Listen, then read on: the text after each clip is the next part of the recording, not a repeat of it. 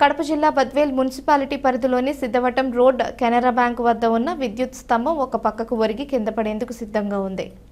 ఆ స్తంభానికి ఉన్న వైర్ల కారణంగా అది ఇంకా కింద పడకుండా ఉందని అక్కడి స్థానికులు పేర్కొంటున్నారు.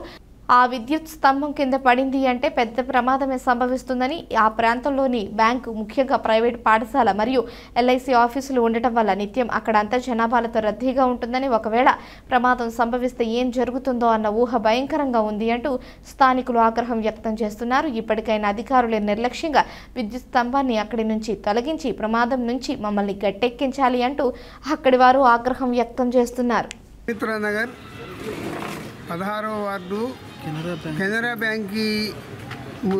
బ్యాంక్ దగ్గర టర్నింగ్ తిరిగే కాడ కరెంటు పోలు కిందికి ఆలబడి ఉంటే దాన్ని ఒక స్టే వైర్లతో కట్టేసి స్లాబ్కు తగిలించిపోయినారు.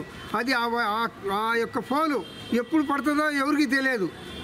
మొన్న కూడా ఒక లారీ వాళ్ళు వచ్చి ఆ విధంగా పైన వైర్లు ఎత్తితే కూడా లారీకి తగిలి అగ్గిలేసినప్పుడు ఇక్కడ చుట్టుపక్కల ఉన్న వాళ్ళందరూ భయభ్రాంతులై పారిపోతే మళ్ళీ కరెంటు వాళ్ళు వచ్చి మళ్ళీ యథావిధిగా కిందికే వైర్లు పెట్టిపోయినారు. కానీ ఆ వైర్లను పై కట్టడం కానీ చేయడం కానీ చేయలేదు. పోలు చాలా బలహీనంగా ఉంది. అది ఏ క్షణాన ఇరిగిపోద్దో తెలియదు. కానీ నిత్యము ఇక్కడికి ఎల్ఐసి ఆఫీసు పని నిమిత్తమై, బ్యాంక్ పని నిమిత్తమై చాలామంది వస్తూ ఉంటారు. అందులోనూ బీపీఎస్ స్కూల్ కూడా ఈ ఏరియాలో ఉంది. ఎప్పుడు ఏ క్షణాన ఇది పడితే మాత్రం అపారమైనటువంటి ప్రమాదం అనేటువంటి జరుగుతుంది ఖచ్చితంగా.